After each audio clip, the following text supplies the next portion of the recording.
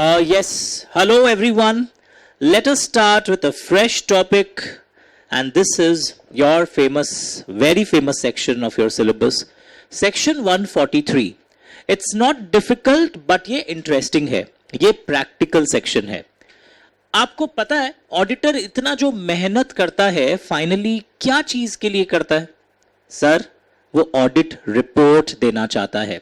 Okay, just check the bits and everything YouTube live में. वो audit report जो auditor देता है, लॉजिकली बताइए, have you heard the word audit report? ये किसको एड्रेस होता है?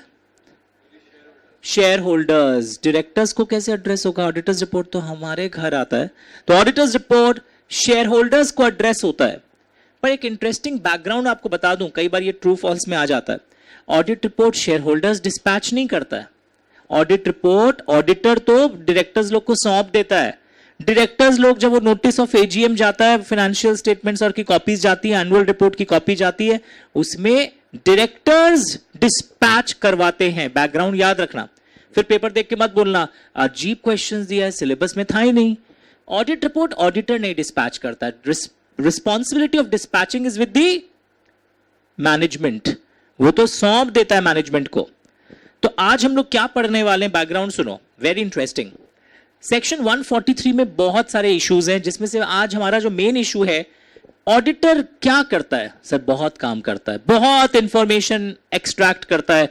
इसीलिए तो एक बात बोलते थे एक दिन हम लोग, auditing is a systematic and independent examination of financial statements, financial records, many other records to express an opinion whether financial statements are showing true and fair view. और ये जो ओपिनियन है गारंटी है ना, रीजनेबल अश्योरेंस. हाई लेवल है या low level है?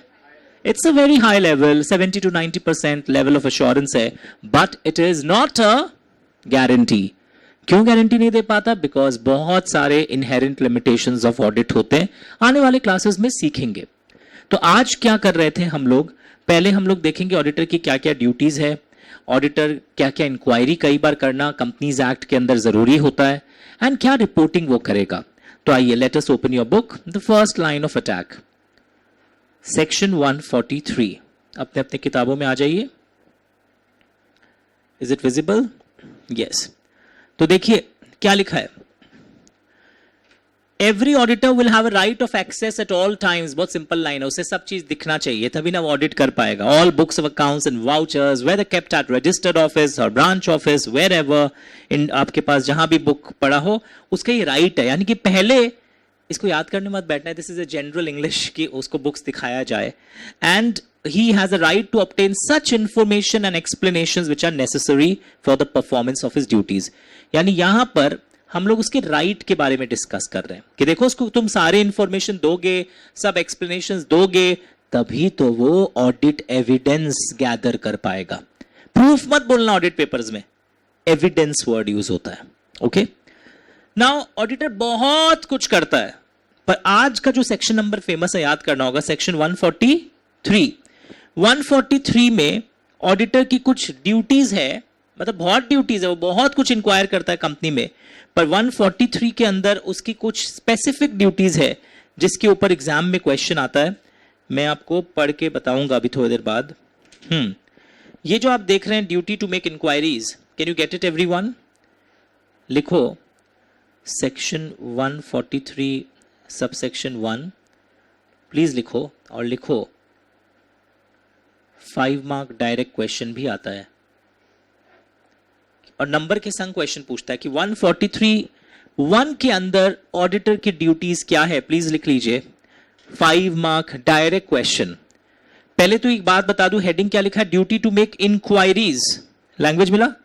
आई वाला इंक्वायरी है ये. एक होता है ENQUIRY, दिस इज इंक्वायरीज. तो duty to make enquiries. Okay, जैसे इंक्वायरी करेगा वो, और इंक्वायरी करके अगर कुछ सही हुआ तब तो रिपोर्टिंग नहीं करना है, बस इंक्वायरी करने बोला गया था. इंक्वायरी करके कुछ गलत हुआ तो ऑडिटर को रिपोर्ट करना है. यानी वापस सुनिए, ऑडिटर को अपने ऑडिट रिपोर्ट में बहुत सारी चीजें रिपोर्ट करनी पड़ती है. मैं रिपीट कर रहा हूं, ऑडिटर को अपने ऑडिट रिपोर्ट में बहुत सारी चीजें रिपोर्ट करनी पड़ती है. बट यहां पर क्या बोल रहा है, इस सेक्शन के अंदर बोल रहा है auditor has to conduct enquiry, छानबीन करना है इन चीजों के बारे में। जैसे आपके घर में बड़े ने बोला, ए देख तो छोटू क्या कर रहा है रूम में, जाके देख बड़े। बड़ा गया, देखा छोटू पढ़ रहा था, अपना पढ़ाई का ही किताब पढ़ रहा था। तो जब छोटू पढ़ रहा था तो व्हाट हैपेंड, वो चला गया अपना खेलने देखकर। शाम को पिताजी ने झाड़ा, तेरे को एक छोटा सा काम बोला था, छोटू क्या कर रहा है, तूने मेरे को रिपोर्ट नहीं किया। पिताजी मैंने इंक्वायरी किया था, छोटू सचमुच में पढ़ रहा था, that's why I did not report. यानी अगर छोटू गलत कर रहा होता तो मैं रिपोर्ट करता। तो ये सेक्शन जो है वो इस टाइप का है। If anything adverse is found, then reporting is done. If everything is favorable, reporting is not required under section 143 subsection 1. तो हम लिखवा देगा ये, पहले सुन लो 2 मिनट। एक काम करो, यहां लिख ही लो, शुरुआत में फुल पेज कर दो, 1 मिनट लिख लो वरना तुम लोग भूल जाओगे। In section 143(1), after inquiry, if all things are favorable, क्योंकि एक बार क्वेश्चन आया हुआ है कि वो रिपोर्ट नहीं किया, देन नो रिपोर्टिंग। अगर यहां फेवरेबल है 143(1) वाले मैटर्स में, तब no reporting by auditor is required. कुछ कुछ सेक्शंस में फेवरेबल होने से भी रिपोर्ट करना होता, पर यहां पर क्या है बताओ, नहीं करना है। इफ समथिंग इज रॉन्ग, बहुत इजी लैंग्वेज में लिख दिया, देन रिपोर्टिंग रिक्वायर्ड। पर देर आर सम सेक्शंस, सुनो बच्चा लोग, कुछ सेक्शंस ऐसे हैं जहां पे फेवरेबल होने से भी रिपोर्ट करना होता है। जब आप एक दिन लाइफ में मेरे से कारो पढ़ोगे ना, कारो बोल के एक टॉपिक होता है, वहां पे कुछ अच्छा हो रहा है तो भी रिपोर्ट करना होता है। So please note it down everyone. After inquiry, if all things are favorable, no reporting by auditor is required, and if something is wrong, then reporting is required. लिख लीजिएगा।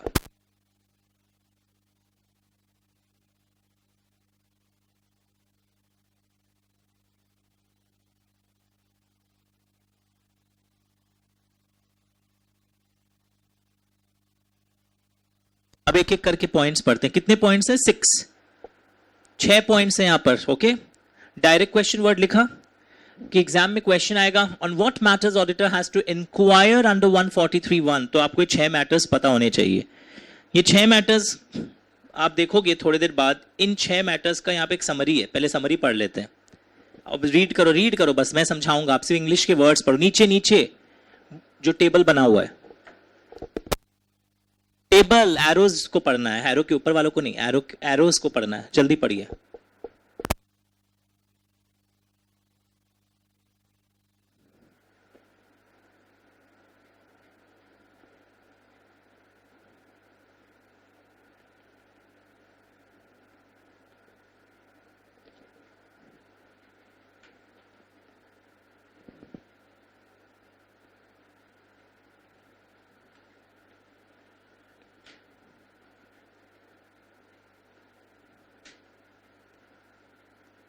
कॉपी करिए।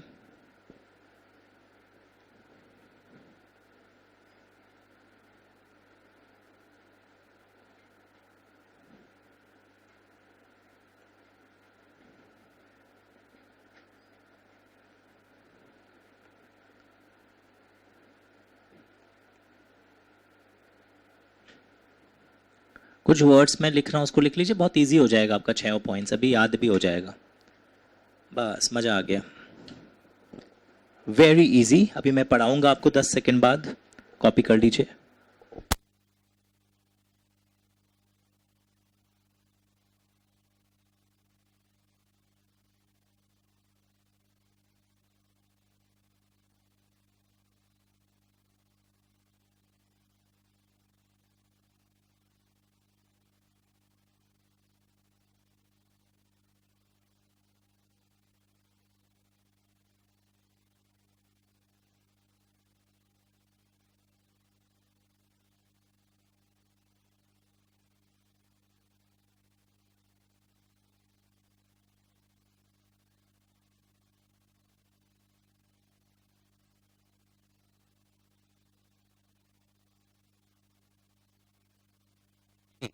चलिए, लैंग्वेज मिल गया, layout देखिए जी। I am assuming you have copied, if you are little slow अपनी typing और writing speed बढ़ाइए। 6 चीजों के बारे में इंक्वायर करना है। ऊपर सीक्वेंस अलग दिया हुआ है, मैंने क्या है आपको जो शॉर्टकट यूज करने वाला हूं उस हिसाब से सीक्वेंस अरेंज किया है। पहला पॉइंट जो मेरे चार्ट में दिख रहा है, कई बार बुक एंट्रीज होती है कंपनी में, तो ये देखना होता है हम लोगों को। यहां पर मैं रीड करके आपको एक लैंग्वेज चेक कर देता हूं कि कोई बुक एंट्रीज वाले ट्रांजैक्शंस कहीं prejudicial to the interest of the company नहीं है। मतलब बुक एंट्री का बेस्ट एग्जांपल है depreciation is a book entry. लिखा हुआ है क्या, एग्जांपल लिख दूंगा। PBDD, provision for bad and doubtful debts, it's a book entry. या सेट ऑफ, समझते हो, आपको मेरे को कुछ देना था तो हम आपको जब देंगे तो कुछ सेट ऑफ कर लेंगे, that is a book entry. तो बोलते हैं कि कहीं तुम्हारे डेप्रिसिएशन PBDD ये सब जो हो रहा है ये कहीं ज्यादा तो नहीं गलत हो रहा है। They are not prejudicial to the interest of the company. Auditor को इंक्वायर करना है और इंक्वायर करने के बाद पता चला कोई भी चीज यहां प्रेजुडिशियल नहीं थी, तो रिपोर्टिंग नहीं दरकार है इस क्लॉज के अंदर। नेक्स्ट पॉइंट, क्या कोई इन्वेस्टमेंट बिलो कॉस्ट बिका है क्या? जो शेयर्स डिबेंचर्स आपने खरीदे थे क्या वो बिलो कॉस्ट बिके हैं क्या? हाँ sir, loss on sale of investment हुआ है, कोई प्रॉब्लम नहीं है, हैं? आप तो लिखिए ना, if investment sold below cost problematic issue है। तो अगर if investments are sold below cost, enquire the reasons. अगर तुम रीजंस जेन्युइन दे देते हो कि देखिए मार्केट खराब था, मेरे को कैश क्रंच की कमी थी, लिक्विडिटी की प्रॉब्लम थी, मैंने बेच डाला बिलो कॉस्ट, चलेगा। इसमें बेसिकली लोग मना क्या करना चाहता है पता है? तुम जानबूझ के लॉस ऑन सेल दिखा रहा है जबकि हुआ नहीं है, ये चीज को रोकना चाहता है, उसकी रिपोर्टिंग चाहता है। अगर तुम बिलो कॉस्ट इन्वेस्टमेंट्स बेचा है, शेयर्स डिबेंचर्स में लिया हुआ, शेयर्स डिबेंचर्स में लिया हुआ, प्रॉब्लम नहीं है। If the reasons are justified, कोई प्रॉब्लम नहीं है। और यहां पर आज ही पढ़े थे, अगर सब कुछ सही होता है तो रिपोर्टिंग नहीं पड़ती इन 6 क्लॉजेस में। मैं आपको बार बार बोल रहा हूं, आप जब कई चीजें मेरे से पढ़ोगे वहां फेवरेबल चीजें भी ऑडिटर रिपोर्ट करता है, पर यहां पर 143 सबसेक्शन 1 में अगर गड़बड़ होगा तो ही रिपोर्टिंग होगा। और यहां तुम लोग को क्या लगा होगा पढ़ के, समझ गए, whenever investments are sold below cost, auditor must inquire and report. No. He has to find out the reasons for selling investment below cost. If the reasons are justified, reasons अगर वाजिब है, तो रिपोर्टिंग की आवश्यकता नहीं है। Next point, कहीं तुमने अपना घूमने फिरने का खर्चा कंपनी के एक्सपेंस अकाउंट में तो चेप नहीं दिया, ये रिपोर्टिंग करना है। नहीं सर, बहुत स्वाभिमानी डायरेक्टर है, घूम के आया है अभी स्विट्जरलैंड, पर अपना पर्सनली रखा है, कंपनी के ट्रैवलिंग एक्सपेंस में नहीं चेपा है। Okay, next point, shares allot होते हैं आपको पता है, कैश में भी नॉन कैश में भी। मना नहीं है, अकाउंट्स टीचर्स तो एक एंट्री करवाते ही थे, मशीनरी परचेज 1 करोड़ और उसके बदले में कैश की जगह शेयर्स दिया है, करते ही थे। यहां हमें चेक क्या करना है कि if the shares are allotted for non cash consideration, check actually में वैल्यू ऑफ मशीनरी 1 करोड़ का है ना। तुम कहीं फिक्टिशियसली शेयर कैपिटल बढ़ाने के लिए मशीन का वैल्यू ओवर वैल्यू कर दिया हो, इस चीज को रोकना है। तुम लोग क्या सोचा, अंडरस्टूड व्हेन वी सॉल्व्ड इन हनीफ मुखर्जी, एक बुक आता था याद है 11-12 में, बासुदास देन दत्ता सुल्तान चंद, हाँ उसमें जो shares allotted for non cash consideration था वो गलत था, अलाउड ही नहीं था, ऑडिटर रिपोर्ट करेगा। नो आई सेड वो पता करेगा why the shares have been allotted for non cash consideration. Okay, if it has been allotted, whether the position reflected in the books is correct, मतलब actually में वो consideration, वो machine उतने रुपए की आई थी ना आपके पास, ये देखा जाएगा। Next, terms of secured loans, मतलब अगर आप सिक्योर्ड लोन्स किसी को देते हैं, तुमको क्या लगता है पता है, हम लोन दिया है, सिक्योरिटी लिया बदले में, वो भी डेंजरस चीज है, उसमें एक इनहेरेंट रिस्क होता है। टर्म्स ऑफ सिक्योर्ड लोन देखो, टर्म्स क्या है? हाँ सर, रेट ऑफ इंटरेस्ट 2%। अच्छा, जरूर रिलेटेड पार्टी को दिया होगा लोन। टर्म्स ऑफ लोन देखो, सर सिक्योर्ड है लोन, क्या लिया सिक्योरिटी में? सर 10 लाख का सामान, लोन कितने का था? 1 करोड़ का, प्रॉपरली सिक्योर्ड नहीं है। तो बोलते हैं अगर सिक्योर्ड लोन दे रहे हो, चेक द टर्म्स, कहीं कंपनी के लिए प्रेजुडिशियल तो नहीं है, किसको लोन दिया है, रिलेटेड पार्टी को तो नहीं दिया कहीं, कि सबका ध्यान पता है कहां रहता है, अनसिक्योर्ड लोन्स को देख गड़बड़ होगा, और सिक्योर्ड में अभी अंदर अंदर लोग गड़बड़ कर देते हैं।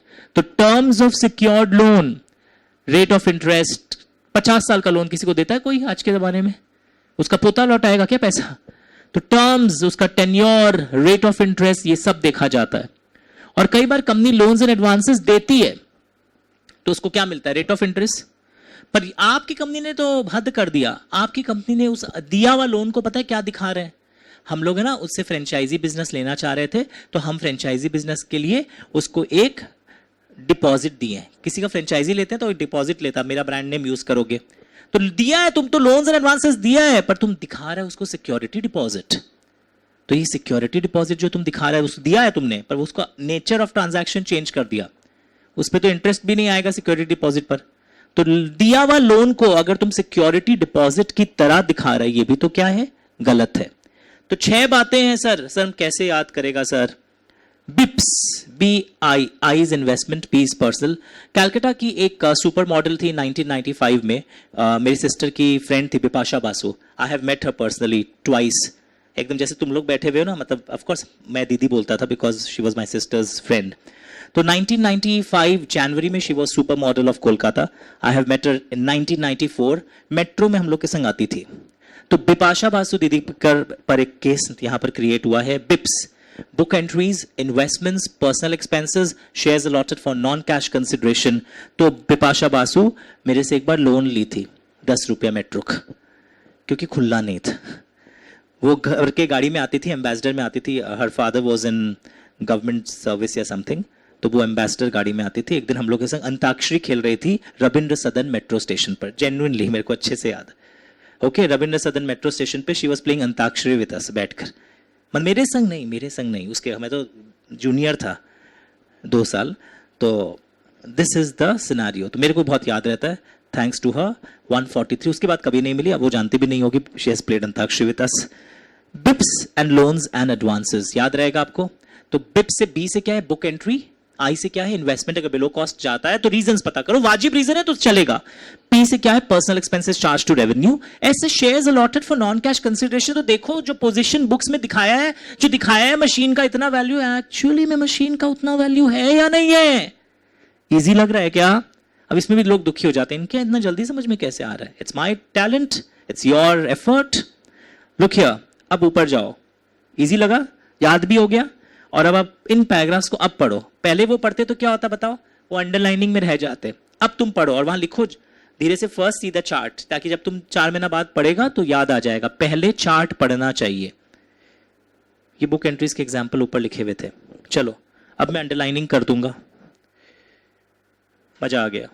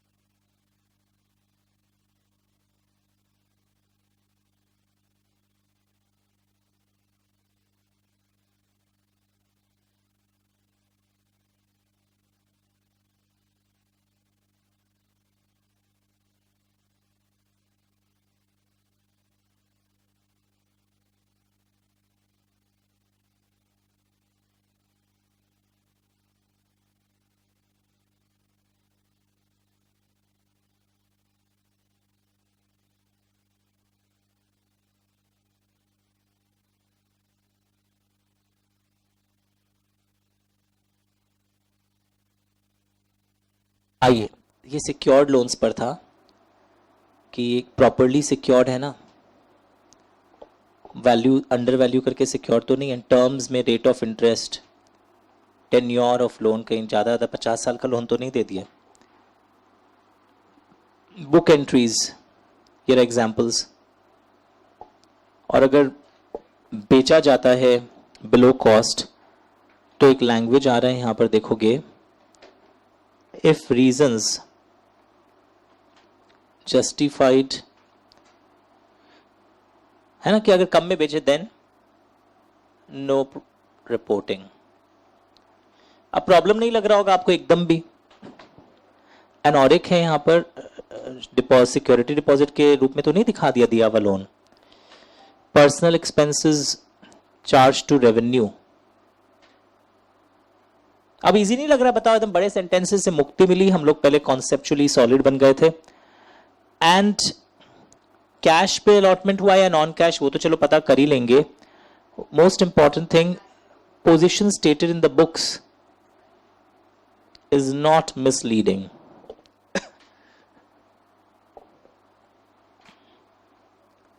डायरेक्ट क्वेश्चन लिखा था ऊपर, एंड लिखना sometimes 3 marks question on clause A, F and E। अचानक बस दे देगा ट्रैवलिंग एक्सपेंसेस ऐसे किया तो लिखना होगा 143(1) में ऑडिटर का इंक्वायरी होता है, स्टेट करना होगा। मतलब ये एक एक क्लॉज पर भी आ सकता है। कंपनी ने सिक्योर्ड लोन दिया है, तुम ऑडिटर की तरह क्या करोगे? एक लड़का होता है, I will see whether it is reflected on the balance sheet. मेरे को यहाँ इंक्वायरी करने का क्वेश्चन बस एक क्लॉज 3 marks का पूछ लिया तो ऑटोमेटिकली आना चाहिए, तो इसलिए मैंने वो एस्पेक्ट भी लिखवा दिया है। Sometimes 3 marks question on clause A, F and E has also been asked in the exam hall। Read, I'll give you reading time for 1 more minute। अब तो इजी लग गया है पूरा ही, डायरेक्ट क्वेश्चन भी बता दिया और 3 marks के लिए जो आता है वो भी मैंने बता दिया आपको।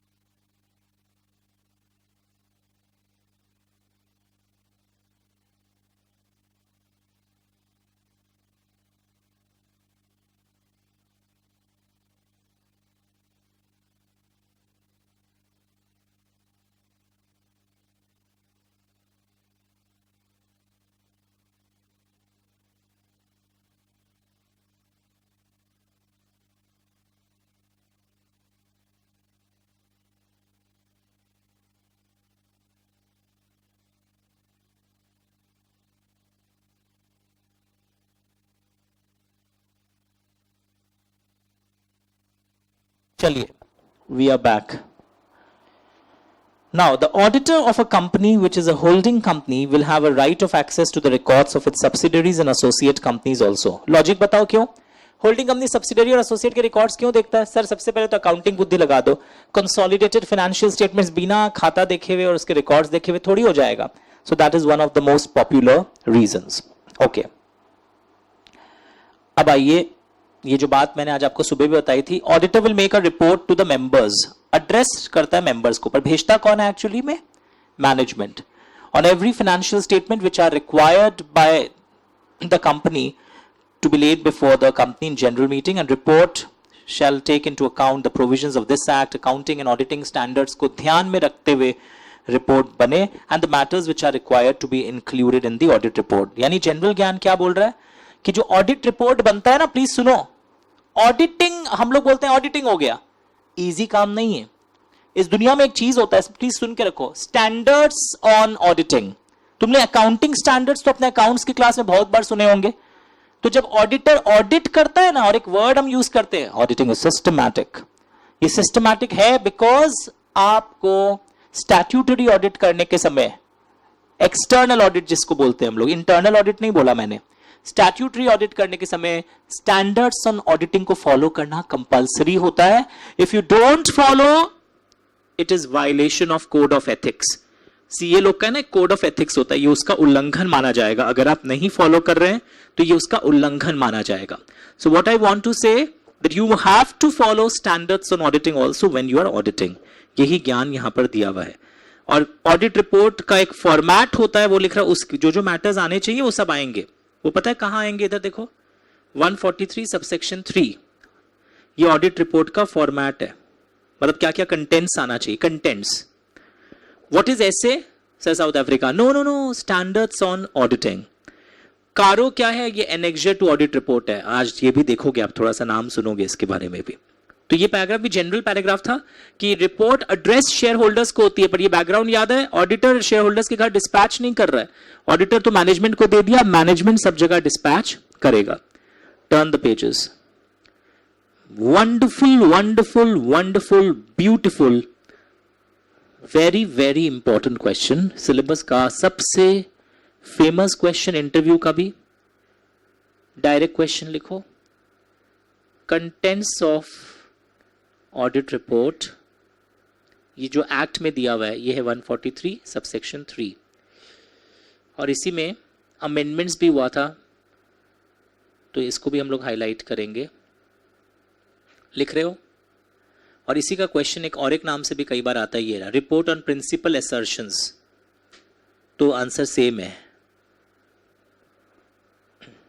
एंड इसी में एक और वैरायटी भी है,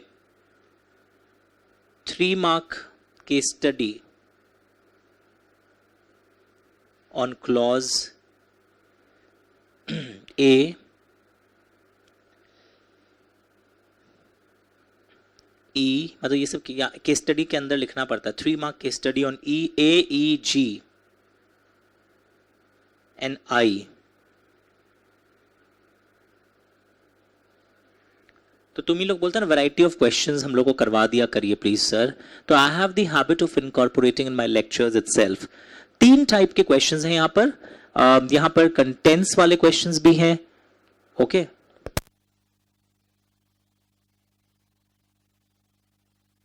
will just wait 1 minute break जब तक बच्चे सेट हो रहे हैं जो लेट से आए हैं. स्टार्ट रीडिंग जब तक. ये लिखो, ये लिख लिया आप लोगों ने? Have you written this?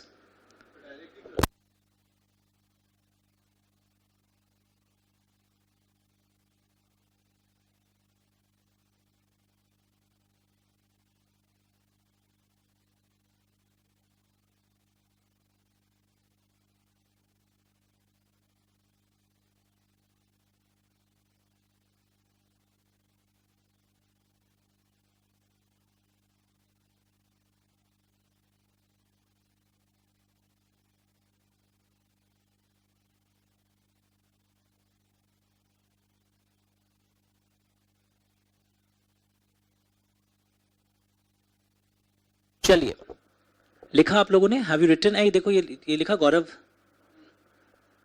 Okay, I will wait for 10 seconds. जल्दी लिखिए, घर पर भी जो नहीं लिख रहे हैं. Start writing everyone. 4 मार्क के क्वेश्चंस, 5 मार्क के क्वेश्चंस भी आइडेंटिफाई करा दिए जोन से, और कैसे तैयारी करनी है वो भी अभी हम लोग देख लेते हैं. चलिए, पहला क्लॉज बहुत सिंपल है बच्चों. बोलता है कि ऑडिटर को सारे इंफॉर्मेशन मिले हैं या नहीं मिले हैं वो लिखता है अपने ऑडिट रिपोर्ट में. से मिल गए तो क्यों लिखना? यस, मिल गए तो भी लिखता है वो. दैट आई हैव, अच्छा यहां पर वो लिखेगा वेदर, मतलब हो रहा है तो भी मिलेगा. That yes I have obtained all information and explanations necessary for audit. एक बार एग्जाम में क्वेश्चन आया, case study, management did not cooperate with the auditor. As an auditor how will you deal? वो लिखेगा अपने ऑडिट रिपोर्ट में that management मेरे को इंफॉर्मेशन. सर तो आंसर में हम क्या लिखेंगे? कई बच्चे जो नहीं समझते हैं वो तो कुछ और ही लिख के आते हैं, very bad, they should have cooperated. Moral science नहीं. अकॉर्डिंग टू सेक्शन 143 सबसेक्शन 3, सुन रहे हो जो केस स्टडी कैसे इंप्लीमेंट करना है क्लॉज ए वाला, सुन रहे हो? The auditor has to state in audit report whether he has obtained all information and explanations necessary for audit. In the present case management did not cooperate with the auditor. ऐसे लिखना है. समझ में आ रहा है? पढ़ा हुआ लाइन, वो 3 मार्क केस स्टडी जो मैंने लिखा है ना क्लॉज ए पर आएगा, वो ऐसे आता है. तो पहला पॉइंट जो कंपनीज एक्ट के अंदर स्टैट्यूटरी कंटेंट्स ऑडिट रिपोर्ट का होता है वो ये है, whether he has obtained all information and explanation necessary for audit. If he has obtained, write yes. If he hasn't obtained, write what he hasn't obtained. मैं read नहीं कर रहा हूं, बहुत सिंपल था. Point B, whether in his book proper books of accounts required by law have been kept. Proper books of accounts तुम लोग company law में क्या पढ़े हो बताओ? डबल एंट्री सिस्टम लिख ही लिया होगा. एंड accrual basis लिखो छोटा से. Double entry system.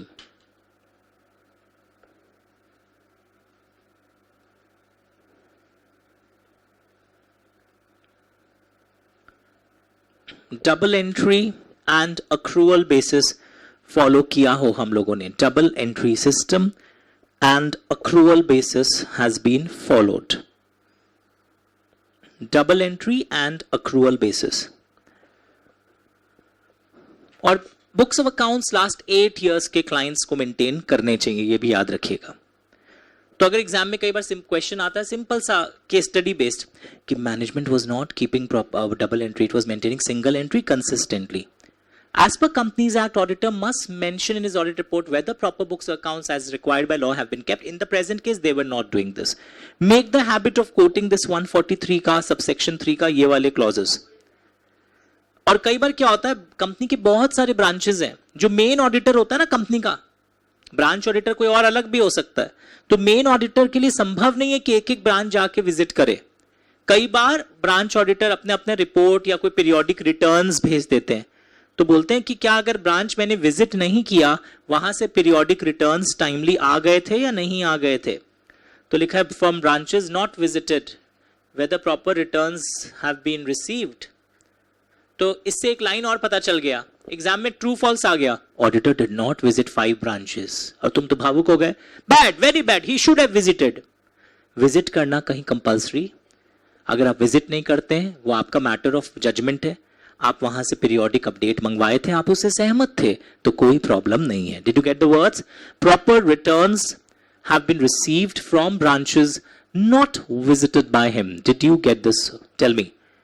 एकदम कूल तरीके से पढ़ना। और इससे एक चीज और पता चल गया ट्रू फॉल्स का, दैट ब्रांच विजिट करना कंपल्सरी नहीं होता है।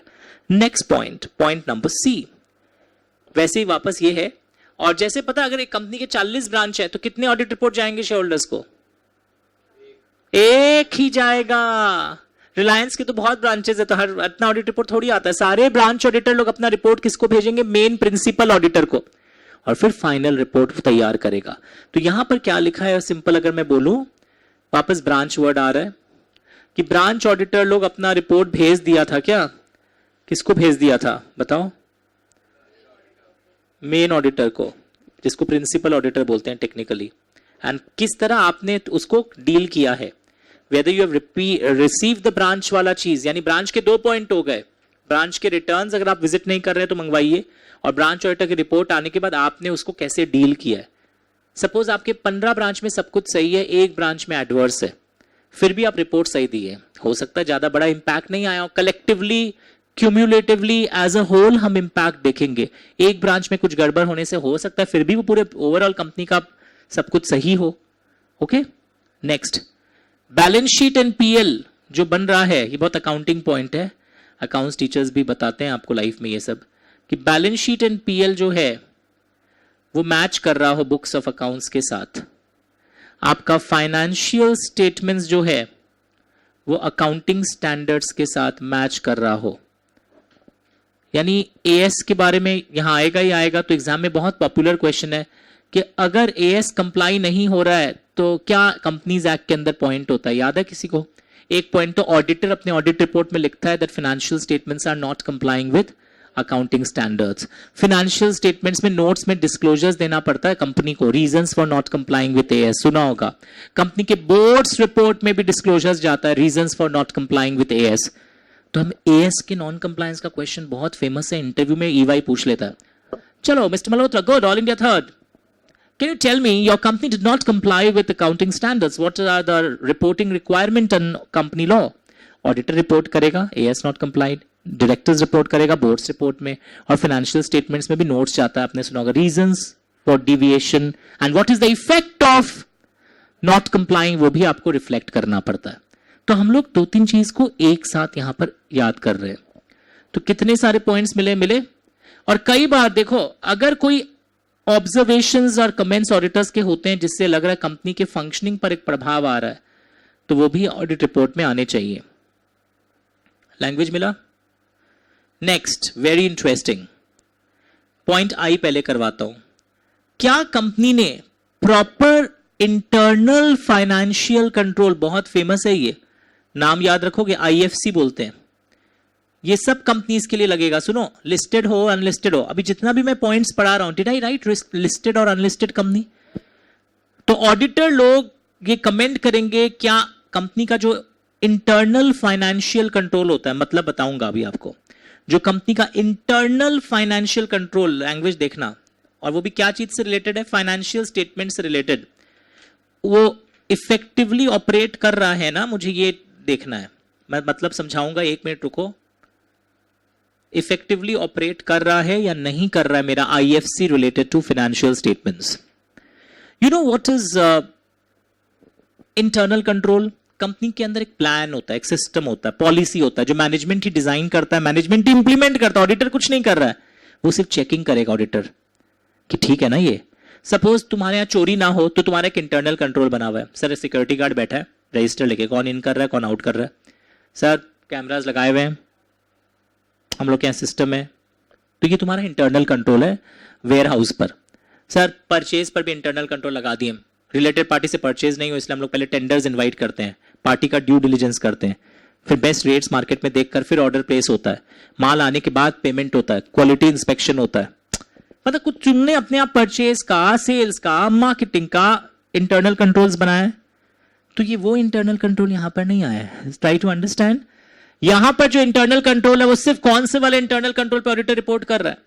एग्जाम में कमेंट आ गया, auditor reports on internal control, never. Auditor internal control study करता है, कैसे काम कर रहा है इंटरनल कंट्रोल देखता है, ताकि कहीं फ्रॉड और एरर के चांसेस तो नहीं है फाइनेंस पर हर इंटरनल कंट्रोल पे ऑडिटर रिपोर्ट नहीं करता है। सिर्फ कौन से ऑडिटर रिपोर्ट कर रहा है, कौन से इंटरनल कंट्रोल पे ऑडिटर सिर्फ रिपोर्ट करता है? Only on internal financial control relating to financial statements. इसका मतलब क्या, हिंदी में सुनो, क्या आपके फाइनेंशियल रिकॉर्ड्स प्रॉपर्ली मेंटेन होते हैं?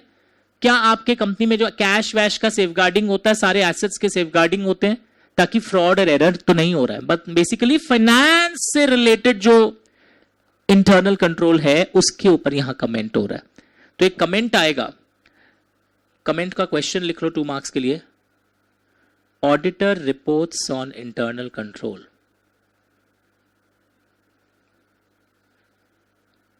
आंसर भी लिख लो, false. He only reports on IFC related to financial statements, कि वो ठीक से ऑपरेट हो रहे हैं, वेदर ऑपरेटिंग इफेक्टिवली और not.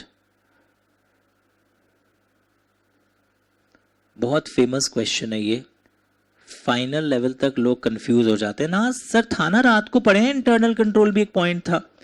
No, he is only reporting on IFC related to financial statements whether it is operating effectively और not. मैं फुल पेज कर देता हूं, चेक कर लीजिए। एकदम हैमर वाला पढ़ाई, ये आएगा, मेरे को ये लिखना है, समझने के बाद लिख लेना। Start reading. पर लॉ में हर चीज का एक्सेप्शन होता है। सर कैसा exception? Look at the screens. Exemption का लिखा हुआ है कि कभी कभी सुनो, अगर आप एक प्राइवेट कंपनी के ऑडिटर हैं तो आपको IFC के ऊपर कमेंट नहीं करना है, अगर वो प्राइवेट कंपनी एक OPC या स्मॉल कंपनी है। मेरी बात समझ में आई? यानी अगर आप auditor of a small private company है या OPC है, IFC पर भी कमेंट नहीं करना होगा, ये भी लिखना होगा आंसर में। या आप एक ऐसी प्राइवेट कंपनी है जो OPC या स्मॉल तो नहीं है, पर जिसका टर्नओवर भी लेस देन 50 करोड़ हो एंड जिसका बैंक बोरोइंग्स भी लेस देन 25 करोड़ हो। पढ़िए।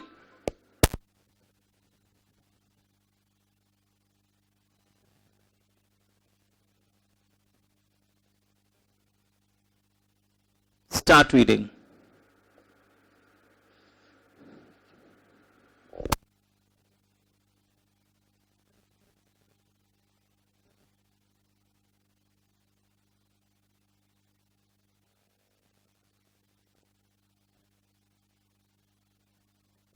Start reading everyone. तुम लोग मतलब समझे क्या? पहले तो हर इंटरनल कंट्रोल के बारे में ऑडिटर को रिपोर्ट नहीं करना है, पर अगर क्वेश्चन आ जाए उल्टा चेंज कर दे, auditor studies all types of internal controls, तब फिर भी सही है कि उस सभी टाइप के इंटरनल कंट्रोल जिससे फाइनेंशियल रिकॉर्ड्स पर इफेक्ट आए।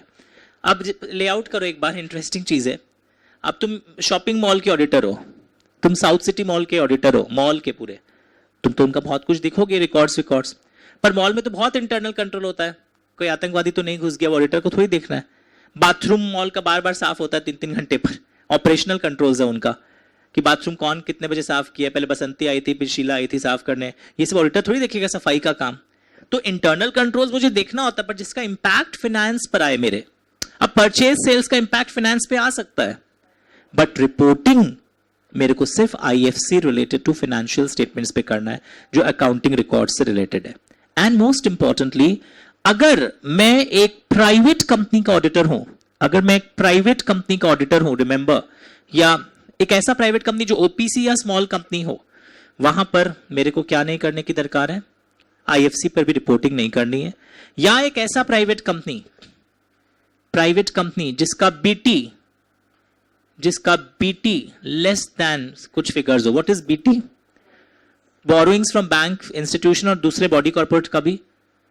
कभी भी लैंग्वेज देखोगे, मजेदार चीज, फुल पेज करो डीके जी.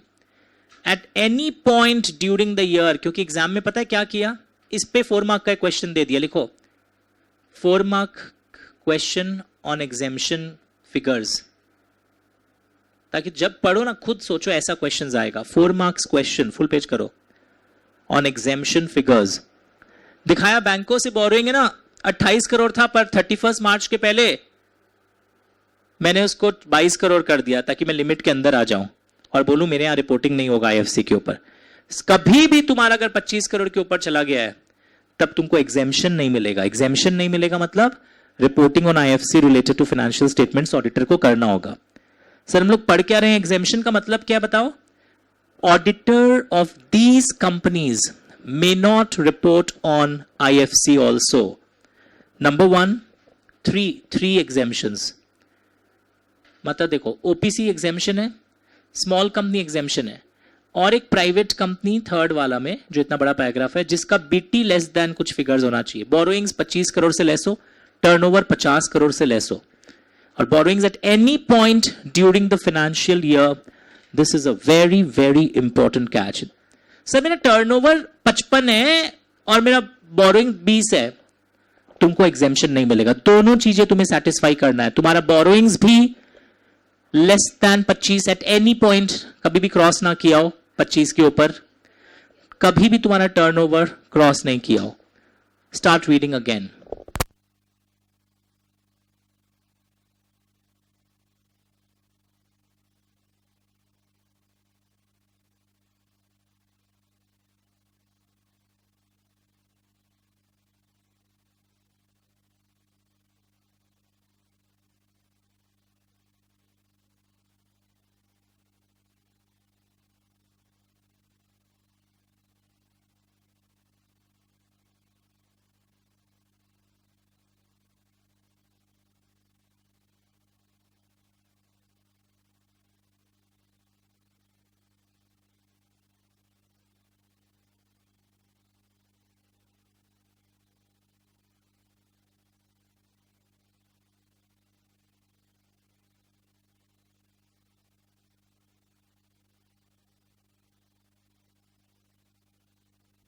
Start reading everyone. तुम लोग कन्विंस्ड है? 3 केस बताओ, सोचो पढ़कर.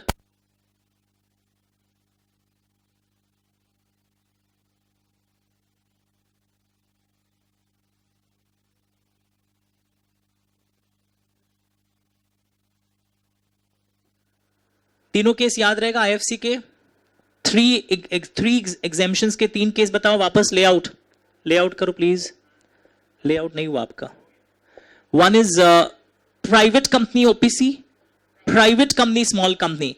अब एग्जाम में कंफ्यूज क्या करेगा पता है आपको? जानबूझकर क्या बदमाशी करेगा, आपको एग्जाम में देगा एक प्राइवेट कंपनी स्मॉल कंपनी है जिसका बोरोइंग्स 26 करोड़ है. मेरी बात वापस सुनो.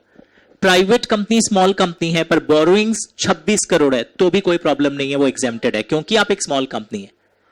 ओके, मजेदार चीज था ना, क्योंकि स्मॉल कंपनी तो अपने आप में एक सेकंड पॉइंट है. थर्ड केस उनके लिए है जो ना स्मॉल है ना ओपीसी है, बट जिनका बी और टी दोनों सेटिस्फाई होना चाहिए. और बोरोइंग्स कभी भी साल में से बैलेंस शीट डेट का एंड का फिगर देकर कंफ्यूज कर देगा आपको. तो इसे मैंने लिखवाया 4 मार्क क्वेश्चन आता ऑन दिस एग्जेम्पशन फिगर. तो ये वीडियोस इतने सॉलिड हैं कि अगर कोई ढंग से कर ले तो उसका अलग ही लेवल पे पहुंच जाएगा. Okay, thank you so much. Class खत्म नहीं हुआ है. तो कितने पॉइंट्स हो गए देखो, बहुत सारे पॉइंट्स यहां पर होने लगे थे. अभी इसका भी शॉर्टकट बताऊंगा। जैसे बिपाशा बासु कलकत्ता की थी, प्लीज सुनो ना। हमारे कलकत्ता के एक और जन थे जो कुछ साल पहले इस दुनिया में नहीं रहे, कलकत्ता के, वो भी बॉलीवुड के थे और वो बहुत फेमस थे। एक गाना था, यार बिना चैन कहाँ रे, सोना नहीं चांदी नहीं यार को मिला, अमृता सिंह एंड अनिल कपूर। ये सही पहचाना, ऊलाला बापीदा। अगर बापीदा नहीं होते तो आज हम लोग ये याद नहीं कर पाते। आपको दिखाता हूं बापीदा कैसे आए हमारे बीच में, दिखाई देता हूं, आप लोग एक्साइटेड है। बापीदा, कंटेंट्स ऑफ ऑडिट रिपोर्ट। बापीदा क्यों बोलते हैं, तुम लोग अपने आप निकालोगे। ये देखो बच्चों, this is B, balance sheet and PL is agreeing with the books. Bapida पर एक और पॉइंट भी आ सकता है, ब्रांचेस से रिलेटेड भी पॉइंट्स है ना बहुत सारे। ब्रांच के तो 3 पॉइंट्स थे ना, ब्रांच रिटर्न्स, ब्रांच, अरे हाँ है ना, बोलो पक्का। सर बापीदा, प्रॉपर बुक्स का जो पी है that is P. Sir Bapida, Bapida में एक चीज और कर सकते थे, accounting standards A, isn't it. Bapida, information सारे मिले या नहीं मिले जो ऑडिट के लिए चाहिए थे। सर बापीदा है, अब तो लग रहा सारे ही निकाल लिए यहां से। बापी निकला, सर बापीदा निकलेगा ना। ये जो आई है आईएफसी, ये आई भी बापीदा पर निकल रहा है, ओके। और सर व्हाट इज अनदर ए, कोई भी ऐसा कमेंट वो लिखेगा जो adverse effect on the functioning of the company पर आता है। सर बापीदा, सर वापस और एक डी कैसे निकलेगा, यहां पर एक पॉइंट जी आएगा, वहां डायरेक्टर के ऊपर कुछ डिक्लेरेशन देना पड़ता है, दैट इज डी। बोलो मजा आया। तो अगर कोई पूछे लेआउट करो, अगर कोई पूछे फुल पेज कर दो एक बार बच्चों के लिए कि कंटेंट्स ऑफ ऑडिट रिपोर्ट याद करो। बोलो याद है, क्योंकि हम गाना सुनता है ऊ लाला कि बी से क्या क्या पॉइंट आ रहा है, whether balance sheet and PL is agreeing with books. B से और एक है, whether branch audit report has been sent to the main auditor and he has dealt with that. If branches are not visited, proper returns are available, whether accounting standards are complied, wow, whether proper books of accounts kept, easy हो गया ना, whether information has been obtained।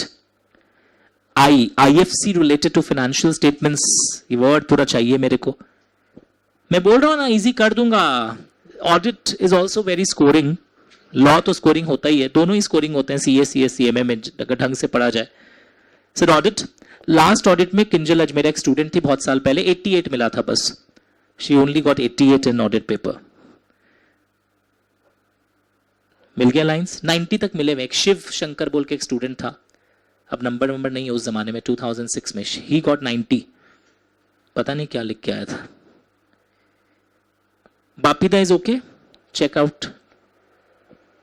याद भी हो गया ना, अभी exam देने बैठा है, लिख पाओगे बापीदा। खत्म नहीं हुआ, कंटेंट्स बहुत बड़ा है, क्योंकि पता बापीदा का दिल था, दिल धड़कता था उनका, तो अभी दिल भी खोज लेते हैं, दिल का है आगे। अच्छा, इसमें एक पॉइंट था, directors have been disqualified under 164 subsection 2, मिला क्या? पॉइंट जी बोलो बच्चों, अरे जी वो है ना, बहुत भयानक तगड़ा पॉइंट है। Point G, whether director is,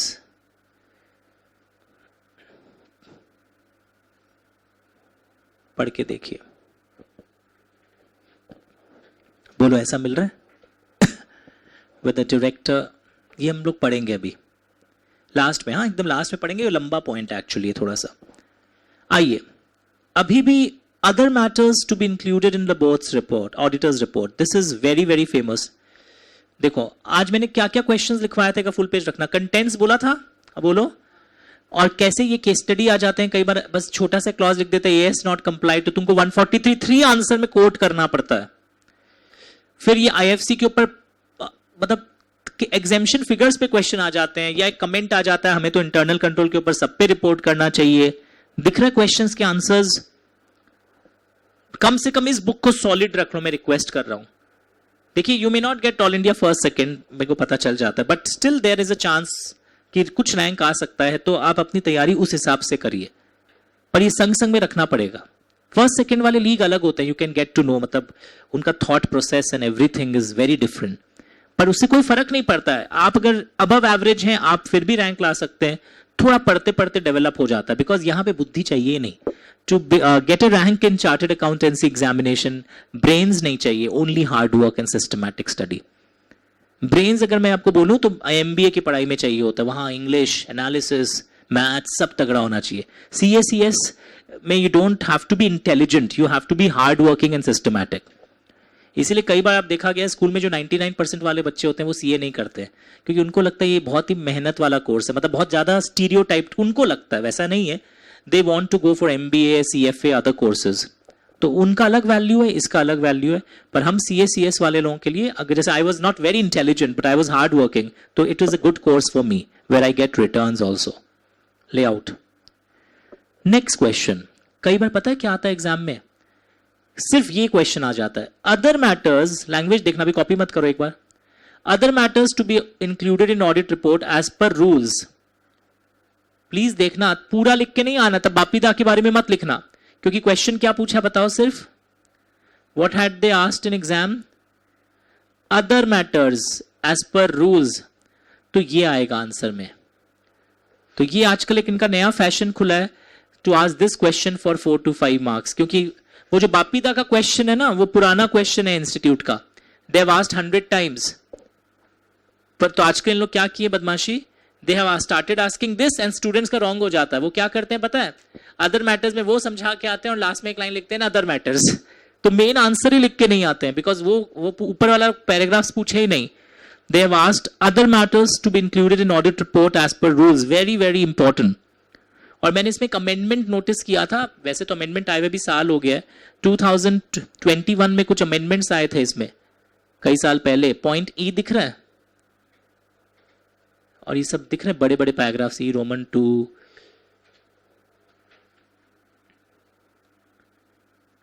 ये सब कुछ दिख रहे हैं आपको. एक सेकेंड, कुछ और भी थे, हम मिस आया नहीं है शायद. हाँ नीचे है, ये दिखा ई रोमन 1 F G, ये सही वाला है actually. Can you find something like this, tell me. ये भी अदर मैटर्स अमेंडमेंट्स है. 21 वाले को भी मैं अमेंडमेंट्स ही बोल रहा हूं, जबकि पुरानी बात है, क्योंकि ये आने वाले 2024-25 तक यहां से अब ज्यादा क्वेश्चंस पूछेंगे. मार्क करो, मैं समझाऊंगा आपको. F and G. ठीक है, चलिए शुरू करते हैं.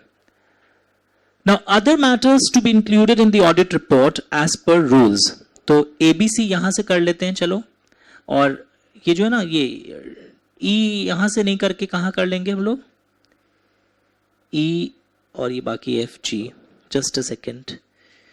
अदर मैटर्स,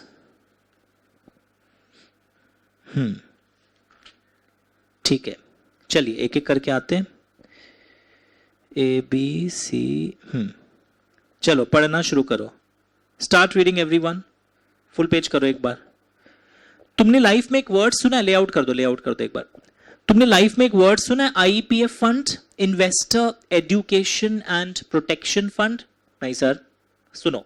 सेंट्रल गवर्नमेंट इस फंड को बनाता है, और इसमें वन ऑफ द पॉइंट्स ये है कि अगर तुम्हारी कंपनी डिविडेंड डिक्लेयर कर दी, मेरी बात ध्यान से सुनो, तुम्हारे कंपनी ने डिविडेंड डिक्लेयर कर दिया, और डिविडेंड डिक्लेयर करने के बाद तुम्हारी कंपनी अगर पेमेंट नहीं कर रही है, ओके, और 7 साल बीत गए, 7 years, मंथ्स नहीं, तब उस पैसे को फिर IPF फंड में ट्रांसफर करना पड़ता है. ऐसे कई चीजें और हैं. तुमने लोगों से डिपॉजिट्स लिया है, मैच्योर हो गया डिपॉजिट, 7 साल बीत गए, वो पैसा अब कहां जाएगा, IPF फंड में. ये फंड गवर्नमेंट का फंड है. तो देखो लैंग्वेज है, अगर आपकी कंपनी डिले करती है in transferring the amount to IPF fund, तो डिले अगर होता है तो उसको ऑडिटर को स्टेट करना पड़ता है, ये कंपनी इन्वेस्टर्स के पैसों के साथ ऐसे खिलवाड़ कर रही है, ये कंपनी पैसे को टाइम से वहां पर नहीं भेज रही है.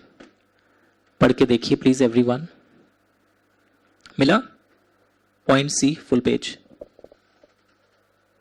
नथिंग टेक्निकल, क्योंकि हम लोग अदर मैटर्स जो बापीदा के बाद और जो मैटर्स है इस पे PhD कर रहे हैं अभी. नेक्स्ट पॉइंट आप पढ़िए. A, कोई पेंडिंग लिटिगेशंस, मतलब जानते हो कि केस वेस चल रहा हो तो उसका क्या इंपैक्ट आएगा on the financial position, company को डिस्क्लोज करने बोला गया है. तो this is like your L, this was I. पढ़ के देखिए। लिटिगेशन, अब तुम बोलोगे सर पेंडिंग लिटिगेशन को तो हम लोग ऐसे भी कंटिंजेंट लाइबिलिटीज में नोट्स में तो लिखते ही थे, याद है, पर यहां पे अब ऑडिटर को भी उसका इंपैक्ट लिखना पड़ता है। Start reading. उसी तरह पॉइंट बी पढ़ो एक बार आप खुद। Start reading point B.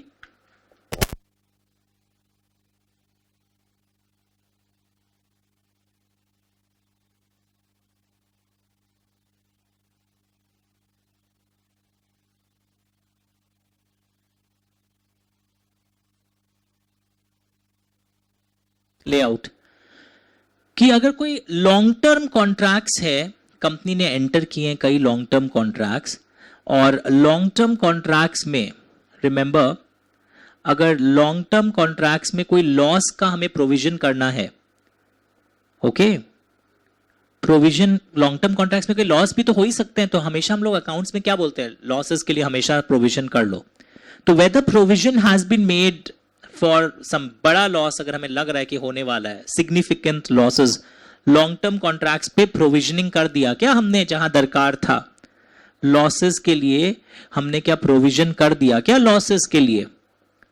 और उसी तरह आप जब स्टॉक मार्केट के बारे में सीखोगे लाइफ में, वहां ना डेरिवेटिव कॉन्ट्रैक्ट्स होते हैं, आपने एफएम टीचर्स से सुना होगा, फॉरवर्ड्स, फ्यूचर्स, तो डेरिवेटिव कॉन्ट्रैक्ट्स पे भी प्रोविजंस लॉसेस और का हो गया है ना बरोबर। सर तो अब क्या हुआ, अब क्या निकला, पता चला, देखो बापी दा बीमार चल रहे थे लास्ट के दिनों में, इल थे। क्यों इल थे? क्योंकि आईपीएफ फंड में डिले हो रहा था पैसा भेजने में।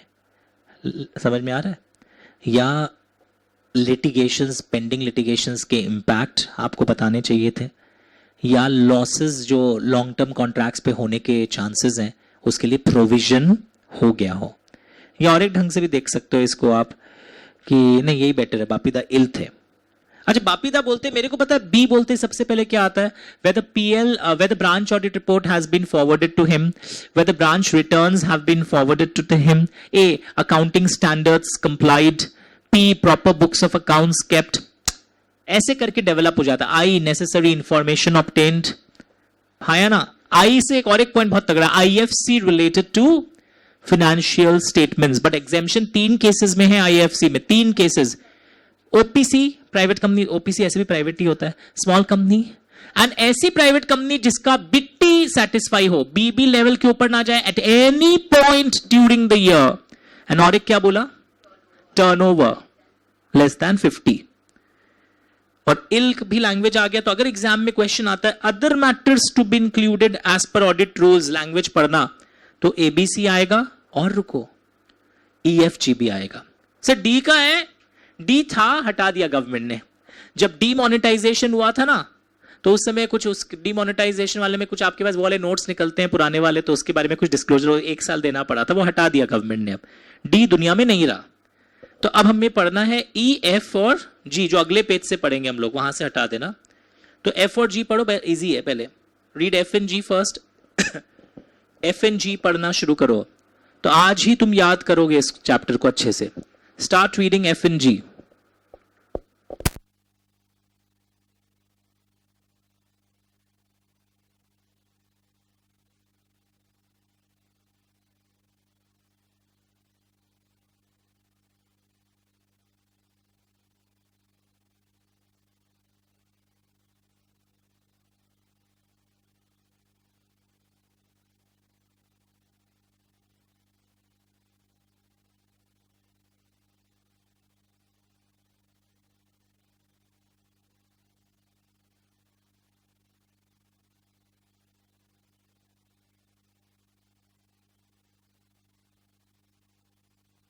एफ तो बहुत अच्छा है कि वेदर डिविडेंड डिक्लेयर्ड और पेड ड्यूरिंग द ईयर, जब भी हम करते हैं तो डिविडेंड के ना कुछ सेक्शंस होते हैं, 123 में कई रिक्वायरमेंट्स होते हैं, हमें उस कंपनी लॉ का ही कंप्लायंस रिलेटेड डिस्क्लोजर्स है। ओके, पॉइंट जी, ये आपने सुना होगा कि कंपनी को अकाउंटिंग सॉफ्टवेयर मेंटेन करना पड़ता है, और उस सॉफ्टवेयर में ना एक ऑडिट ट्रेल का फैसिलिटी डालना पड़ेगा। तो ऑडिट ट्रेल का फैसिलिटी मतलब कि कोई आप कुछ डेटा एंट्री कर दिए तो एडिट नहीं हो सके, तो अगर ऐसा ऑडिट ट्रेल का फैसिलिटी आपके सॉफ्टवेयर में है ना, तो किसी ने छेड़छाड़ तो नहीं की है ना कि तुम उस फैसिलिटी को भी चेंज कर देते हो. And it has be operated through out the year.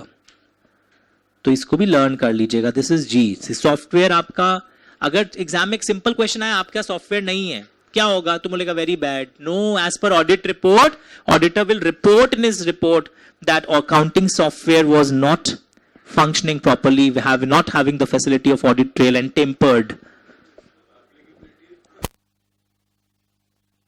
ये एप्लीकेबिलिटी आने के बाद भी डेफर होते जा रही थी. फाइनली एक दिन अब देखोगे इसका यूज बहुत बढ़ जाएगा. ओके, हटा दू.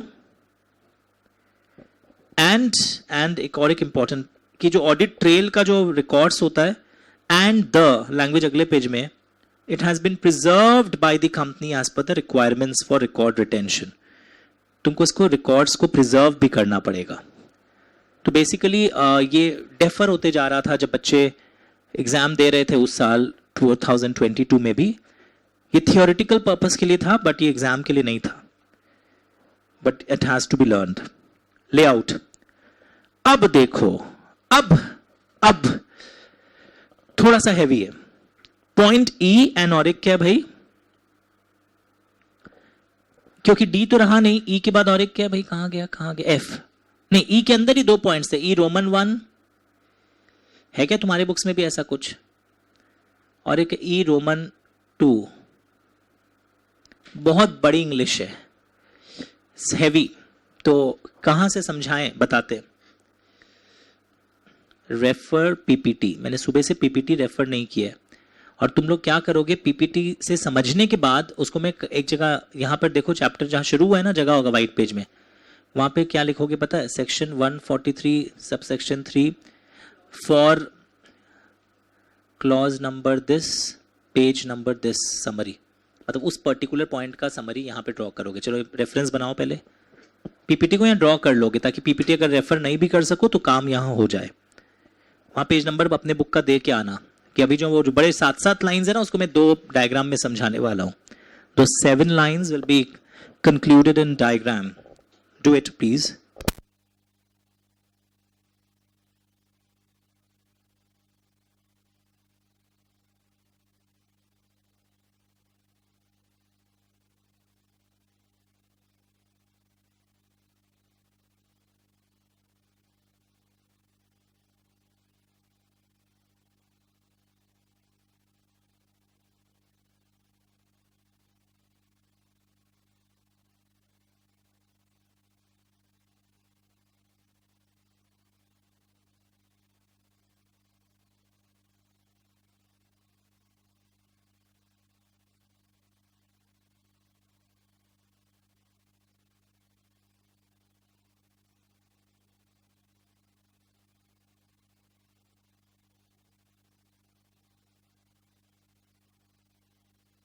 और वहां भी लिख के आया समरी, कहां से पढ़ोगे?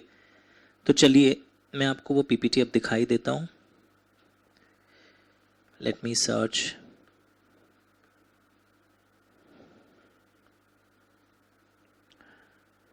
नहीं रहा. अरे वाह, पीपीटी गायब हो गया. आ गया. अभी कॉपी मत करना, अभी कॉपी मत करना, बिल्कुल भी भूल से भी कॉपी मत करना. मैं समझाऊंगा. लेआउट मैं लिखने का टाइम अलग से दूंगा, पहले समझो what it is about. Okay, इधर देखो सब कोई, throw away your books and pen, only listen बहुत इजी कर दूंगा. ओके, और इसमें फिर अफसोस मत होना हमको इतना जल्दी कैसे समझ में आ गया यहां पर. That's our achievement. सुनो, एक कंपनी को कई बार मना होता है कि आप एक कंपनी है, आप उस कंपनी को लोन नहीं दे सकते. ऐसा लॉ में कुछ होता है, कई बार ट्रांजैक्शंस पर प्रोहिबिशन होता है. तो हम बुद्धि क्या लगाया, सपोज हम ब्लू लिमिटेड है, हम ब्लैक लिमिटेड को लोन नहीं दे सकता है.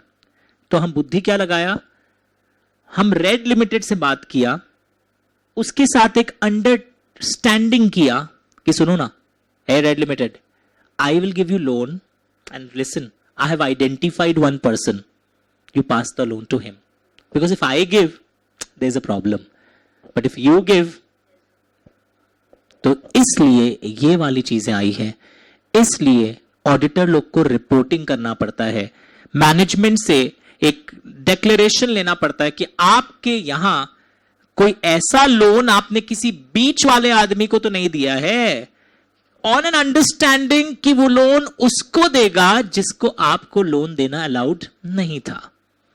अंडरस्टूड? क्योंकि इसको बोलते हैं लेयरिंग, लेयर्स बना बना के लोन इनडायरेक्टली उसको पहुंचा दिए जहां तुमको अलाउड नहीं है। उसी तरह उल्टा भी हम डायरेक्ट मैनेजमेंट से रिटर्न कुछ लेगा कि आपको लोन मिला तो नहीं है कोई से,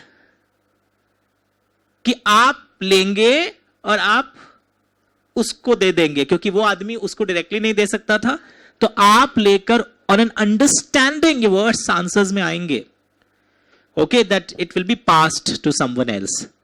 तो ये है दैट डिस्कशन। अब मैं फिर पढ़ाऊंगा, अब तुमको पहले कॉपी करवाने दूंगा, ठीक है? चलो कॉपी करो। मतलब बेसिकली लोन जो तुम्हारी कंपनी कोई से लोन इस दे तो नहीं रही ऐसे तरीके से, ऑन एन अंडरस्टैंडिंग कि आपका आइडेंटिफाई किए हुए आदमी को वो पास ऑन कर देगा। तो ये इस टाइप के इनडायरेक्ट लोन लेयरिंग के ऊपर ये रिपोर्टिंग आई है।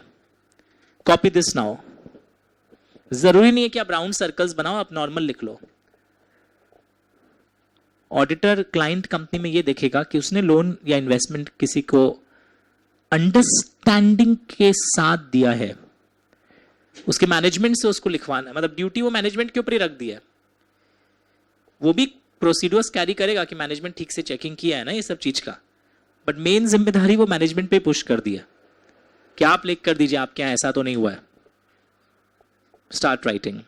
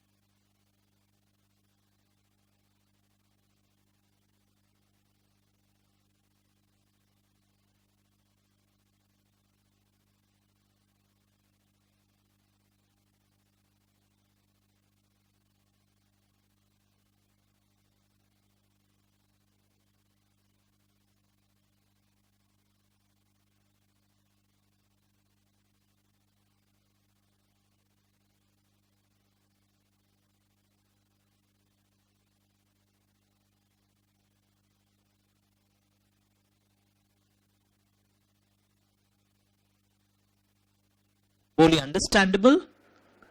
बहुत इजी कर दिया मैंने, एकदम तोड़ के चीजों को। तो ये आने के अच्छे चांसेस हैं एग्जाम में कि व्हाट इज ऑडिटर्स रिपोर्टिंग से ये अलग से 4 मार्क्स का आ जाएगा। Upon loans and advances made, कि अगर कोई लोन, तब ये वाला दोनों बताना पड़ेगा, मेड या रिसीव्ड। अच्छा लोन्स के 3 हो गए। अब देखो शुरू में भी आया था ना, whether secured loans have been properly secured, whether loans and advances shown as deposits, और ये लोन का थर्ड रिपोर्टिंग रिक्वायरमेंट, यानी लोन के ऊपर 3 पॉइंट्स आ जाएंगे, ब्रांच के ऊपर 2 पॉइंट्स आ जाएंगे, ऐसे करके अब इकट्ठा करो चीजों को। So it was little big but उतना टफ नहीं लगा। अल्टीमेट बेनिफिशियरी मतलब कोई और है फाइनली जिसको आपको पास ऑन करना था लोन्स। तुमको लोन मिला है कोई से, पिछली बार तुम दी थी, और ये लोन्स एंड इन्वेस्टमेंट रिसीव्ड है, लोन्स इन्वेस्टमेंट्स मेड है, उसी का ऑपोजिट हो गया है।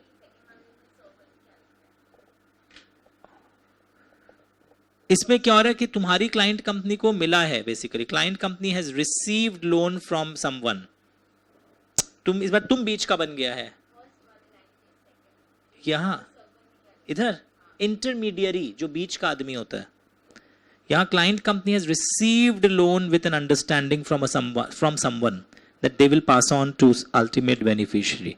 इस बार तुम नीचे वाले में तुम बन गया है बिचौलिया, मतलब बीच का आदमी जो लोन रिसीव करके पास ऑन करता है। मैं 10 सेकेंड और वेट करूंगा, जो लोग लिख रहे हैं घर में धीरे धीरे, हरी अप प्लीज। तो MCQ, long question, 3 mark question, जगह जगह हर स्टेज पर हम लोग बोलते हुए आगे बढ़ रहे हैं। पॉज कर लीजिएगा वरना घर में video, and then you write it and then proceed. Client company मतलब जिस कंपनी का मैं ऑडिट कर रहा हूं, auditor, that is known as client company. अब ये वाला चैप्टर अगर आज नहीं करोगे मुश्किल में आ जाओगे।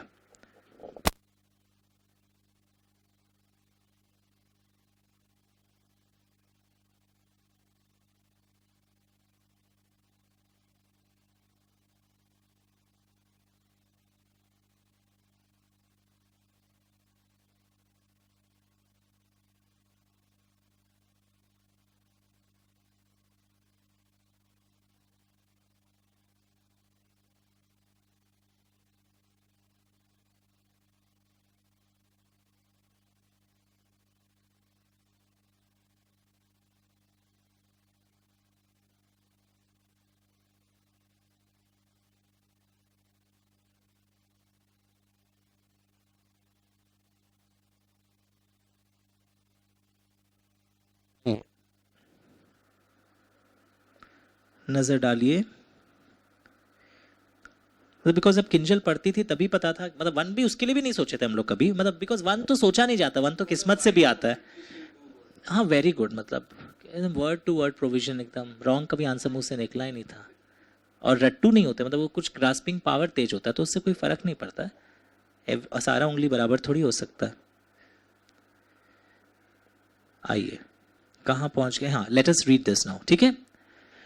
वेदर मैनेजमेंट हैज रिप्रेजेंटेड, अब देखो लैंग्वेज, अब तुम बोलेगा मैनेजमेंट तो नोट्स टू अकाउंट से बहुत कुछ लिख ही देता है, वो छोड़ दो, हम जो लिखवाया वो लिखना अब तुम एग्जाम में। वो जो डायग्राम है ये बड़े पैराग्राफ का सब्स्टिट्यूशन है। वेदर ऑडिटर को क्या लिखना था अपने ऑडिट रिपोर्ट में, पहला लाइन लिखना वेदर मैनेजमेंट हैज रिप्रेजेंटेड, दोनों पॉइंट में ये फर्स्ट लाइन होना चाहिए, मतलब मैनेजमेंट के ऊपर ही अपना जिम्मेदारी ठोप दिया है। वेदर मैनेजमेंट हैज रिप्रेजेंटेड, इधर देखो कि that no funds have been advanced, loaned or invested, language मिला, by the company to any other person including foreign entities with the understanding, देखो वो जो हार्ड, इतना बड़ा पैराग्राफ तो हार्ड लग रहा था, अब इजी लग रहा है। मैच करो डायग्राम को, डायग्राम को मैच करो। नो पहला लाइन वापस बोल रहा हूं, ठीक कर लेना। वेद ऑडिटर का रिपोर्टिंग क्या है, whether management has represented, whether management has represented है ना तुम्हारे डायग्राम में भी। No funds have been advanced or invested with the understanding to any entity that it shall indirectly give it further to someone else who has been identified by us, मतलब हम directly नहीं दे सकते पर आप उसको pass on कर देना। जब आप पढ़ोगे ना सेक्शन कंपनीज एक्ट के और आगे फाइनल्स के दूसरे चैप्टर्स में, वहां पे कुछ कुछ लोन्स अलाउड नहीं होता है देना। जैसे मैं एक कंपनी हूं, मैं एक ऐसे प्राइवेट कंपनी को लोन नहीं दे सकता, अंडरस्टूड, जिसमें मेरे डायरेक्टर वहां पे भी डायरेक्टर हो, तो मैं दूंगा तो फंस जाऊंगा, तो मैं एक दूसरे इंटरमीडियरी को बुलाया हूं, आप पास ऑन कर दीजिए आगे। तो वो भी अब यहां रिपोर्ट करना होगा कि हमारी मैनेजमेंट ने बोल दिया है, हमने ऐसा कोई काम नहीं किया है कि we have given loan to an entity on an understanding that they will transfer it further to our identified person. उसी तरह वेदर मैनेजमेंट हैज रिप्रेजेंटेड, इसको वीडियो वापस रिवाइंड करके सुन लेना जब भी रिवाइज करना चाहो। वेदर मैनेजमेंट हैज रिप्रेजेंटेड, क्या रिप्रेजेंट किया है, दैट, रुको language, no funds have been received, इस बार हमने रिसीव तो नहीं किया है कोई ऐसा फंड्स फ्रॉम एनी पर्सन, हमने कोई से रिसीव ऐसे तो नहीं किया है कि from any person that we will transfer to identified person, कोई ऐसा अंडरस्टैंडिंग हमारा कोई से रिसीव करने के समय तो नहीं हुआ है कि आप हमें दीजिए हम उसको दे देंगे। पिछली बार लोन हमने तो किसी को ऐसे को नहीं दिया कि वो मेरे बोलने पर किसी आदमी को आगे देगा, और इस बार हमने रिसीव तो ऐसे आदमी से नहीं किया है कि हम उसके आइडेंटिफाइड पर्सन को फर्दर लोन या इन्वेस्टमेंट कर देंगे। तो मेरे लैंग्वेज को लिखना कोई प्रॉब्लम नहीं है, उसमें आइडेंटिफाइड पर्सन, अंडरस्टैंडिंग, ये सारे शब्द आने चाहिए। तो लैंग्वेज बार बार क्या है, whether management has represented, auditor को ये स्टेट करना है, एंड ऑडिटर भी स्टेप्स कैरी आउट करेगा कि देखिए कहीं मटेरियल में स्टेटमेंट नजर तो नहीं आया। कैसे पता चला ऑडिटर स्टेप्स कैरी करेगा, देखो, auditor has considered reasonable and appropriate steps, जिससे उसे पता चल गया कि कहीं कहीं बड़ी भूल तो नहीं है इस चीज में, उसके नोटिस में तो नहीं आया कि कुछ रिप्रेजेंटेशंस रॉन्ग है।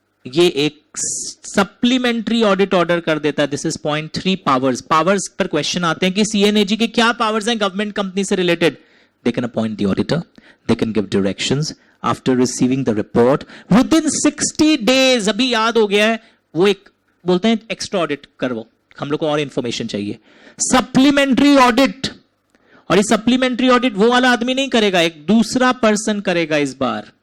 ओके और आपको फिर से इंफॉर्मेशन सप्लाई करना पड़ेगा. यानी कि supplementary audit is ordered by CG within 60 days of the statutory audit report to get more information. कि मेरे को और छानबीन चाहिए गवर्नमेंट कंपनी में, तो ये सप्लीमेंट्री ऑडिट दूसरा आदमी कर सकता है.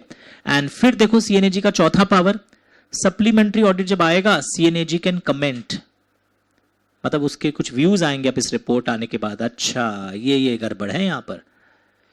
और वो जो कमेंट्स होते हैं वो लोगों को भेजे जाएंगे, फिर एजीएम में पेश किए जाएंगे. ये जो कमेंट्स हैं, कमेंट्स जो हैं that will be sent by the company, that will be placed before the AGM. Comments circulated होंगे, एजीएम में भी पेश होंगे. कमेंट्स ऑफ सीएनएजी लिख देना, फुल पेज कर दो. तो सीएनएजी के 4 पावर्स हैं, बताओ क्या 4 पावर्स हैं, बताओ जल्दी से. Appointment of auditor, directions for audit, supplementary audit within 60 days, commenting upon the CNA supplementary audit. लिखो 1 2 3 4. There are 4 powers of CNAG. 4 powers हैं सीएनएजी के, अच्छे से मेंटेन कर लो. There are 4 powers of CNAG. एकदम याद हो गया है. There are 4 powers of CNAG. 4 powers अच्छे से मेंटेन कर लीजिए, लर्न कर लीजिए 4 पावर्स कौन कौन से सीएनएजी के 4 पावर्स हैं यहां पर. 1 2 3 4. अभी 5वां भी आएगा. तो 5 मार्क क्वेश्चन आएगा, 5 मार्क डायरेक्ट क्वेश्चन कि सीएनएजी के पास क्या पावर होते हैं. Powers of CNAG for audit, appointment of auditor से लेके डायरेक्शन से लेकर सप्लीमेंट्री ऑडिट. नंबर 3 कमेंट्स पर कमेंट करके उसको कमेंट्स को सर्कुलेट और एजीएम में पढ़वाना. और एक 5वां पावर सीएनएजी का, जो 5वां पावर है, सप्लीमेंट्री ऑडिट हो गया सबका. 5वां पावर सीएनएजी एक टेस्ट ऑडिट का ऑर्डर दे सकता है. So what is test audit पढ़ेंगे हम लोग. सीएनएजी अगर उसे लगे जरूरी है वो टेस्ट ऑडिट करवाएगा. टेस्ट ऑडिट में कुछ चीजें चेक करनी पड़ती है, वहां पर वो प्रॉपरली चेक करेगा. प्रॉपरली, सॉरी लैंग्वेज में मिस्टेक हुआ है. सीएनएजी विल चेक फ्रॉड्स, कुछ नहीं हुआ है ना उसमें, फ्रॉड्स को पता लगाने के लिए टेस्ट ऑडिट वर्ड यूज होता है. Non compliance with law, and यहां पे प्रॉपरली की जगह लिखो वर्ड प्रोप्राइटी. मैं बताऊंगा मीनिंग, फुल पेज है ना. इकोनॉमी एंड एफिशिएंसी एस्पेक्ट्स, यानी टेस्ट ऑडिट क्या करता है वो यहां एक्सप्लेन किया हुआ है कि in test audit CNAG will check the propriety, PROPRIETY. In test audit CNAG, controller and auditor general of India, full form पता है ना, controller. Propriety, economy and efficiency aspects, fraud reporting, non compliance with laws, ये सब test audit में होता है. तो अब मेरे को बताओ 5 पावर्स हैं सीएनएजी के. लेआउट, सीएनएजी के कितने पावर्स हैं जल्दी बताइए. 5 पावर्स हैं. पहला बताओ जल्दी से. CNAG appoints the auditor, CNAG give directions for audit. Third power बताओ. Within 60 days of the stat audit report, they can order supplementary audit to be conducted by any other person for getting extra information. Chautha point, they can give comments on the supplementary audit report. Comments will be circulated and may be read out at the AGM. Panchwa point, they can order a test audit. In test audit, we will check the propriety. ये word बहुत important है. मतलब क्या होता है इसका पता है? हिंदी मीनिंग सुनो, लिख देना बाद में. किसी एक के पॉकेट में पैसा तो नहीं गया. Whether funds diverted to one particular person or ministry, जो गवर्नमेंट एक्सपेंडिचर कर रहा था वो खुद के पॉकेट में फंड्स तो डाइवर्ट नहीं कर रहा है. कहीं खर्चा ज्यादा दिखाया तो नहीं है. नॉर्मली स्टैट ऑडिट में क्या करते हैं, तुम लोग सिर्फ रिकॉर्ड्स देखते हो. हाँ बिल आ गया, वाउचर आ गया, काम हो गया. पर यहां पर क्या हो रहा है, what is happening here, funds कहीं एक जन के डाइवर्ट तो नहीं हो रहा है, प्रोपराइटी एस्पेक्ट्स, इकोनॉमी एस्पेक्ट्स, बेकार के ज्यादा खर्चे तो नहीं लग रहे हैं, वेस्टेजेस तो नहीं हो रहे हैं, funds diverted to one particular person तो नहीं हो रहे हैं, ये सब चेक किए जाते हैं यहां पर. Is it fine everyone? This is called as test audit. तो दोनों अलग चीज है, सप्लीमेंट्री एंड टेस्ट ऑडिट को कई यूट्यूबर्स, यूट्यूब मैंने देखा वहां पे लोग बोल देते हैं एक है, अलग है. सर आप कैसे बोल सकते हैं, आपका राइट है. मेरा एक स्टूडेंट था हर्ष जोशी, अब मिनिस्ट्री ऑफ फाइनेंस में पोस्टिंग हो गया, सीए किया, सीएस किया, उसके बाद आईएएस की तैयारी कर रहा था and then he went for some government job. Bangalore में था बहुत साल तक सीएनएजी ऑफिस में. उसी से मैंने पूछा कि हम लोग टीचिंग फ्रेटर्निटी में कई लोग बोल देते हैं दोनों सेम है, बोला नहीं बिल्कुल नहीं, टेस्ट ऑडिट में प्रोप्राइटी, इकोनॉमी, एफिशिएंसी एस्पेक्ट्स होता है. उसने मुझे व्हाट्सएप किया अपने पूरे पर्सनल काम के साथ. And from 2021 he is in ministry of finance Delhi office. Thank you so much. तो मेरे जो इनपुट्स होते हैं वो मेरे पुराने स्टूडेंट से मैं क्रॉस चेक करता हूं जहां पर लोग गलत गलत फैला रहे होते हैं, ताकि बुक सही है या प्रैक्टिकल वर्ल्ड सही है. So this is what you have to follow. 5 points of CNAG powers when they audit government companies. Thank you so much. तो आज बहुत भारी टॉपिक्स हुए थे. आपके जाने के बाद अभी मैं खाली रूम में कुछ रिकॉर्डिंग्स करूंगा और आपको भेजूंगा 5 बजे ऑनवर्ड्स. उसको आज ही देख लोगे कल सुबह के क्लास के पहले. After 5 PM set an alarm. Audit के कुछ और वीडियोस आएंगे तो उसे देखना है. कुछ लॉ के भी कुछ और वीडियोस जाएंगे, उसको भी बाद में देख लेना. पर audit videos must be completed. Company audit videos must be completed timely. Thank you.